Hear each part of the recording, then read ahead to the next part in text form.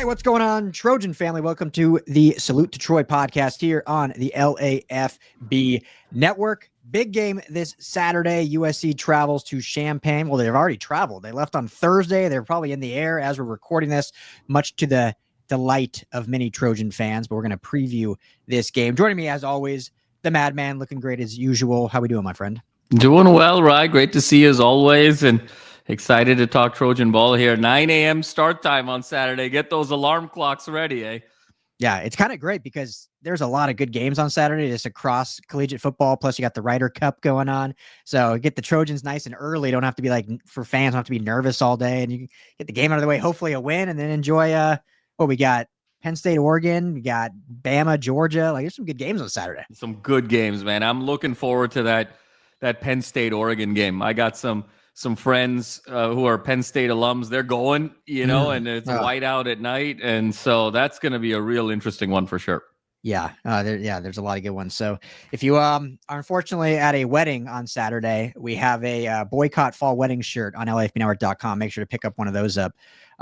Because sadly I will be at a wedding during the Michigan game, Madman. I'm not happy. No, you're kidding me. Yeah. Oh my goodness. That's wild. What's sad is it's not even, and this sounds so terrible. It's one of my best friends from college, roommate all through college, but it's not even like the real wedding. They got married during COVID, like eloped during COVID. So now I don't know why they waited this long, but now they're finally going to do like a celebration with all their friends and stuff and family and kind of like not really renew, but in a sense renew. Yes. I'm like, they sent the thing back in like the spring. And I'm like, I mean, is this even a real wedding? Do I have to be there? Like, my wife's like, you're going to that wedding. So, well, did I recall this correctly, Ryan? I remember you had to miss that famed 22 Victory Bell game because you were at a wedding too. Am I right there? We all got together tailgating at the Rose Bowl pregame. There was like 5 of us.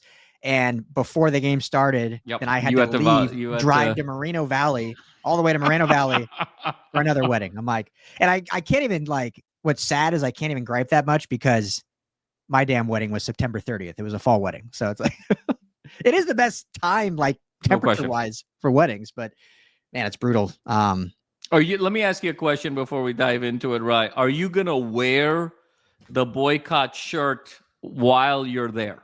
Yeah, under my jacket, my sports coat. I love it. It's going to be the boycott fall wedding. I already told him. I teased it. I'm like, you're going to like my attire for this wedding. So all the way out in Yucaipa, we got to go too. So if you're listening, Dean, you should have had more say there in the planning. At least like choose a bye. I mean, they have a bye week next week. It would have been perfect. Could have done the bye week.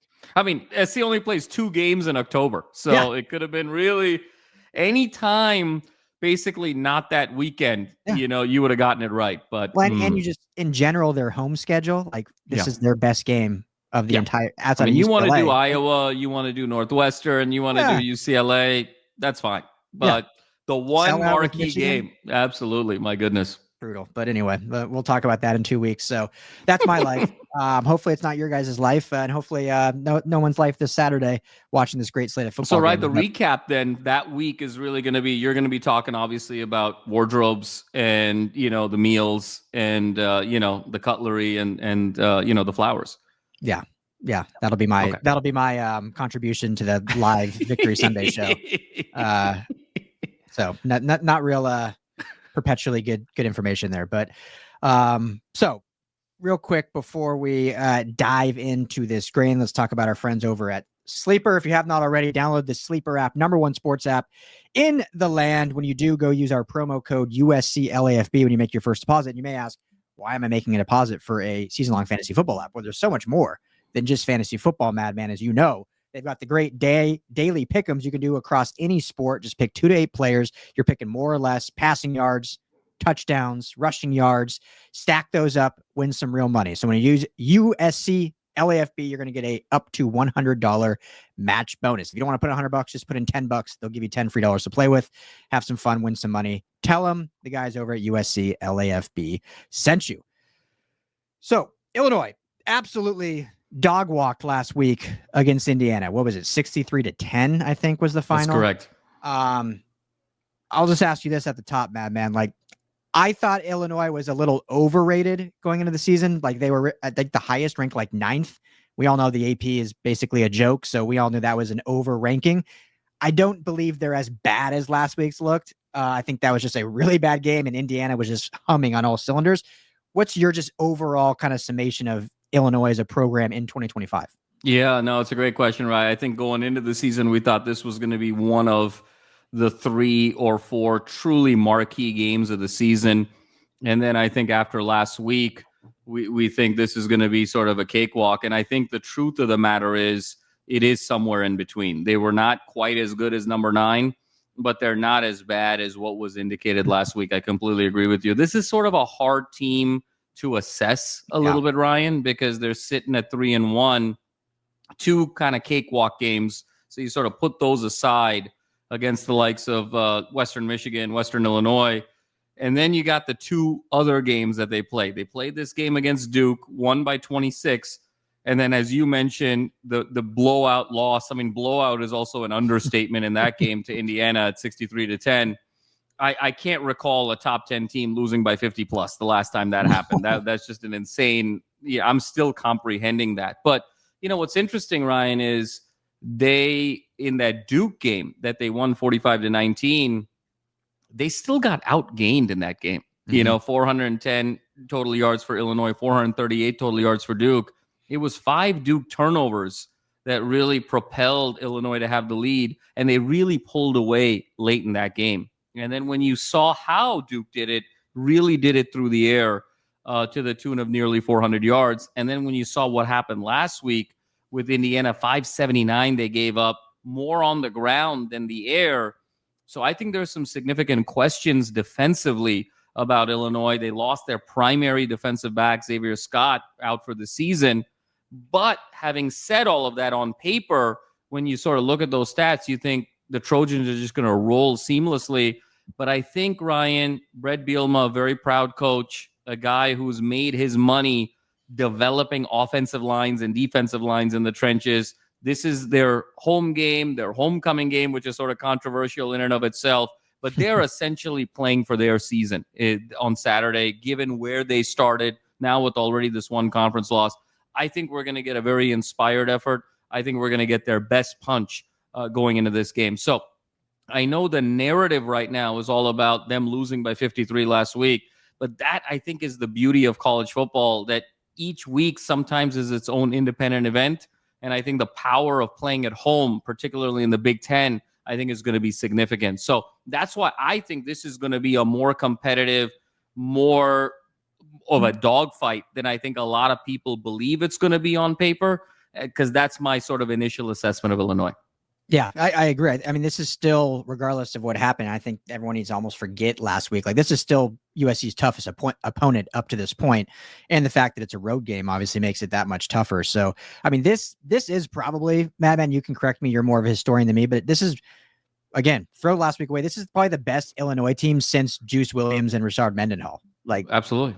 And that was 25 years ago. I mean, that was a long time ago when those two dudes. Yeah, 18. Yeah, 2000. I mean, the 2007 season, USC played Illinois in the Rose Bowl, right? The 2008 Rose Bowl was Illinois USC. Yeah, exactly. So this is, I think, far and away the best since then. Now, I'm not saying they're on that level and are going to compete for a Rose Bowl, especially after what we saw. But they do have some talent. Luke Altmaier, obviously a very veteran quarterback, and been in the system now. They have some talent on offense. You mentioned the secondary. Everyone that got injured during that game, all back based on reports from their beat writers and reporters outside of Xavier Scott, who's done for the season. So going to have, full forces with the rest of that secondary going up against this USC offense. So it'll be interesting to see, talking about USC's offense, like what they attack. We talked last week against Michigan State, like it kind of, obviously this USC team is really balanced so far and the running game is great, but we know they want to throw the football. We know they want to air it out. And it really played into that because Michigan State's defense was just not good against the pass, at least leading up to the game. Now, Lincoln Riley did a really good job of still staying balanced, and they ran the football extremely well. So this game will be interesting to see what they do as a point of attack. So do you think we continue down this road of balance, or do we start to see maybe one edge out the other in this one? Obviously, stuff will change as the game goes on, but just, all things being equal going into the game, what do you see more of a I guess, definitive line of offense looking like? Yeah, Ryan. I mean, I think it's a really good question. I think I see a lot of balance here, particularly on the road. I think early start and the fact that you're on the road against a very intense team, very intense crowd, desperate team playing for their season. I think Lincoln Riley is going to continue to be this new version of Lincoln Riley and really sort of employ a balanced attack. Because the one matchup, Ryan, that I've got my eye on in this particular game, I know a lot has been made of Illinois' defensive line in terms of their depth and their top level talent. A lot has been made, to your point, about the secondary, the injuries that folks are coming back. Xavier Scott out for the season. But to me, the chess match here, Ryan, is between Jaden Mayava and those Illinois linebackers. And there's sort of two linebackers in particular that I have my eye on. One is Gabe Jacaz, and the other is Leon Lowry Jr. It's very interesting to me that half of Illinois' sacks this season, they've got 12 sacks on the season, 6 of those sacks are from their two primary backers in Jacaz and Lowry Jr. And so far, it's been a real clean sheet type of season for Jaden Mayava. I know we've talked a lot about it this week, about just where he stands statistically in the country. He's now starting to get that Heisman love early in the season. But if you look at the one bumpy patch of his season, even if you can call it a bumpy patch, that third quarter against Purdue was a little shaky. And where was it shaky? It was those Purdue linebackers confusing Mayava a bit in terms of whether they were going to attack the box, attack the run, or drop back in coverage. There were a couple tip balls there, a couple of near interceptions that were dropped by the linebackers. I think Illinois is going to pose a similar challenge here between Jacaz and Lowry Jr. because of their ability to get home from the linebacker position and actually get all the way to the quarterback and get those sacks.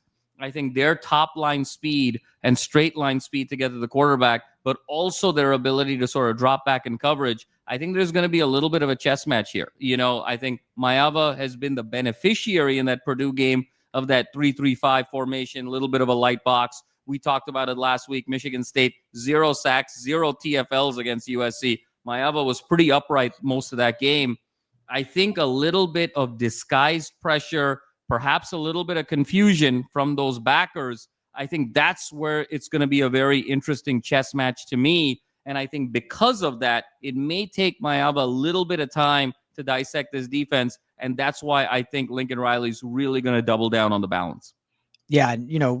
Riley's done so well at scripting those kind of opening 1 and 2 drives this season. So we'll see if he's able to do that again to get off to a hot start and kind of alleviate from some of that disguises and schematically on defense to confuse on early that then they can build upon. So what will be interesting, Madman, too, is, looking at this offensive line, and if I'm a betting man, which I am, I don't think Elijah Page is going to play in this one. It seems like he has not practiced this week. Yeah. Obviously, as I think we've all talked about, everyone's talked about, Lincoln Riley is elected to wait until the 2 hours before kickoff before really telling what the injuries are. But I don't believe he's practiced all week. So that leads me to believe that he will likely be out. Jacoby Lane, I believe, will be questionable. I think he'll travel. And then Jakeem Stewart, I think, is probable. I think he practiced earlier or so far on Tuesday, Wednesday before traveling. So when you look at the offensive line, we saw last week, not just, and this is, I think, what's so crazy of the coaching of Zach Hansen and also the versatility of this line that we've talked about a bunch leading up to the season. It wasn't just Elijah Page goes down and you have a backup left tackle come in. They move guard Tobias Raymond to right tackle. They move Justin Tanow right tackle to left tackle. And then Michael Benuelos comes in to play as left guard. So give me your thoughts on just the versatility of the offensive line. They still looked dominant after Page went out, and then how that can have an effect on these Illinois linebackers and if they're able to sustain some of that, early on in the game. No, it's a great question, right? That's where there's moments, and I think there's circumstances where you can truly measure the barometer of a program, particularly in these lesser games, and not calling Michigan State a lesser game, but there was clearly a talent discrepancy on the field Saturday night. That's one of those where if you lose your starting left tackle, and by all indications, I don't think it's a huge argument here that Page is the Trojans' best offensive linemen, and I think by a healthy amount. And you're talking about the prospect that has the greatest ceiling from an NFL potential. To be able to lose him, particularly on your quarterback's blind side, and be able to retool the offensive line in the fashion that you described, it really shows the depth of talent that's coming in this offensive line now. And it's just going to be coming sort of year over year moving forward here. And the fact of the matter is, Ryan, again, 0 sacks, 0 TFLs in that Michigan State game, even after Page left. He was hurried maybe like once after Page left, and I said this to Tim earlier in the week. I was like, maybe we don't call it seamless, but maybe we do, because it really was incredible there. And I think that's also where the chess match is going to come, because these backers, there's going to be some stunts, there's going to be some weak side pressure, there's going to be some delayed blitzes. But the fact that you have such versatility in your offensive line, and it's not just replacing tackle for tackle, but you're moving guys around, that's going to make it harder to scheme pressure. And so I think that chess game between how Illinois brings pressure and that USC offensive line is going to be absolutely fascinating moving forward. And I think a similar pattern also, Ryan, is going to hold in the run game. I really think that Eli Sanders early in the game, just with his running style, he finds that first hole and sort of explodes. He goes laterally, finds that first hole and explodes. It loosens up the defense horizontally for then Wayman Jordan to be able to use his squishiness and be able to use all his moves to get those chunk plays. Early in the game, Waymo takes a little bit of time. His running style is a little bit more non-traditional, if you will. Sanders early opens things up for Jordan later. And I think that's going to be a similar formula here against Illinois. Yeah.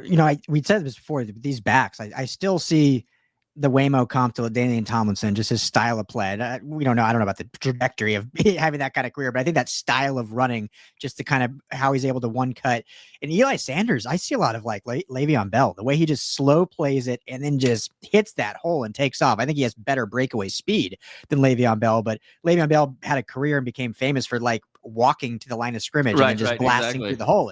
And I think Eli Sanders has done that, and it's been so fun to watch the vision of both these two guys on the field. So I'll give you one that's going to make you really happy, Rye. I think that Eli Sanders would have been an ideal back in the Mike Shanahan zone scheme of the Broncos in the late 90s, early 2000s, because that ability to kind of go horizontal and set your blocks up, and you're just sort of, you're waiting for that right cut, you're waiting for the convoy to happen, and then you explode in it. It just reminds me so much of that Shanahan zone scheme. Sanders would have been perfect for that scheme in the late 90s. 100%. Yeah, definitely elite in that zone running scheme. Absolutely. So now conversely, Matt, then we look at the defense, USC defense, and obviously all the talk's been about the secondary, rightfully so. But I do want to start in the trenches. Illinois, as you mentioned, and Bet Belima has become infamous for like his trench play and building up offensive line.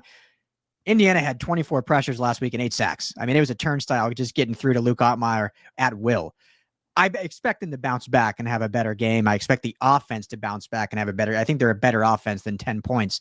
However, this USC defensive line, I think, has proven that they are one of the better ones in the Big Ten. And the way you help your young secondary, your inexperienced secondary, is by getting pressure on the quarterback and, just not letting him have time to throw the ball and have those long developing plays. So USC, they've had, what's their biggest game? 6 sacks they had in one game? Yeah. Do they cross that mark on Saturday? Do they have more than 6 sacks against Illinois? Oh boy, maybe that that's sounds a cocky, tough one. but hey, they gave up 8 last week. So yeah, no, that's a great question. I think out of respect for Brett Bielema, Ryan, I'm gonna say under. But this is gonna be a game again where USC is gonna have their way, I believe, on the defensive front. Because let's not forget, we're referencing that Indiana game, and rightfully so. That offensive line of Illinois looked shaky against Duke as well. They gave up a lot of pressures. It was hard for them to sort of run the ball as well. So I think there's a decided advantage here in USC's defensive front. I think it's going to be a 3 to 4 sack kind of game, 7 to 8 TFL kind of game. And I think conversely for Illinois, look, Altmaier is a very seasoned quarterback, very precise with the ball, very accurate. I think Illinois' game plan is going to be to get the ball out of his hands quickly. I think it's going to be trying to use that USC pressure against itself a little bit in terms of, the screen game, inside bubbles, really leverage those quick slants. I think it's going to be all about getting the ball out early for Altmaier, because if he can get the ball out, you have to believe a seasoned quarterback like Altmaier, who also, like Maeva, comes in with 0 interceptions. He's clean sheet, 9 touchdowns, 0 interceptions, 9 touchdowns, 0 interceptions. You got to feel good if you're Illinois of Altmaier matching up against where the USC secondary is right now. So it's going to be that cat and mouse game of, can you get the ball out early? And this may be a game where the secondary, Ryan, has an opportunity to jump some routes. Because if you know that the pressure is coming and you know they're going to play a shorter game, do you sort of sit on some routes and see if you can jump it? And then conversely, Illinois is going to try and double move off of that. So I think there's going to be that chess game early. Get the ball out of Altmaier's hands quickly to try and neutralize this pressure, because there's a decided advantage for USC in this particular game in the front. Yeah. And fans have been, highly critical of Coach Lynn and the secondary, rightfully so. Obviously, it has not been up to par, but we got to give him credit for what he's done up front, because the different schemes and stunts and, all these different pressure looks when they're having like 7-8 guys on the line of scrimmage, who's dropping back, who's going after. I mean, it's been pretty incredible. There was a breakdown, I'm sure you've seen it, from Jake Budd on the Big Ten Network, of him kind of breaking down some of those great stuff. And yeah, it's been fun to watch that front, and that obviously can help alleviate the secondary. So, what you got? What's your score prediction, Madman? What's the Trojans cover this week? They got that backdoor, or Michigan State got the backdoor cover last week with that garbage time touchdown, or else USC would have covered. Do they cover this week? Do they get the win? What's your score prediction? Right, I think this is going to be a much more competitive game than I think people are realizing, and I think it's going to be a game where SC is going to be able to move the ball in between the 20s.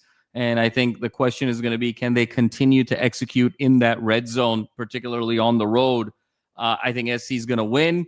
I like it to be 33-27. Trojans prevail over Illinois. And the question of whether or not they cover depends on where the line ends up. It's been flirting between 5.5 and 6.5. So if it's 6.5, I'm going to say they don't cover. If it's 5.5, the Trojans cover. But most importantly, USC gets to 5-0 and on to the next.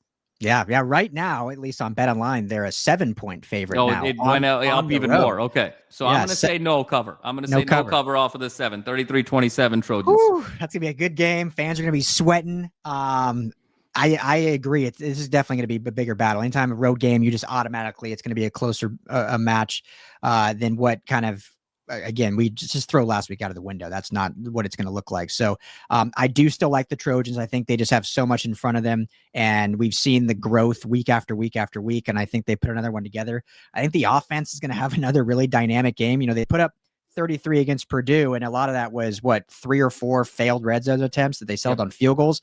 Last week, opening drive, had to settle for a field goal. After that, they were perfect in terms of scoring touchdowns. So I think they've improved on that. So I think they're going to cross 40 again. I just don't know if the defense is quite there yet, but I'm going to say they cover. I'm going to say 41-28, a little bigger margin of victory. What is that? 12 points, but I'm at 13 points. So cover and win by double digits, giving Trojan fans a little sigh of relief. Any final words, Madman, before we wrap up this preview? No, Ryan, I think, really well said. Going to be very exciting. And, it's always this adventure on the road. And so I think, again, we're going to be playing a team that's really playing for their season. And I think that level of intensity that they're going to demonstrate, particularly early, I love the fact that Lincoln Riley took the team one day early, because with that 9 a.m. start, I think you got to be ready right off the jump, because the last thing you want to do is give a wounded Lion at home some momentum. If they jump up 7-0, 10-0, and then it's an uphill battle the rest of the way. So I'm really excited about that early game energy. And the Trojans on the road, what could be better? We're headed for 5-0 for sure. Heck yeah. Cannot wait. Good seeing you as always. Thank you, Trojan family, for hanging out. We will be live after the game. It's an early game, so we'll be live after the game as everyone's gearing up for the rest of college football right here on the USC LAFB YouTube channel and on LAFBnetwork.com. So make sure to hit that like and subscribe. For the Madman, I'm Ryan. Everyone enjoy the game. We'll talk to you all right after.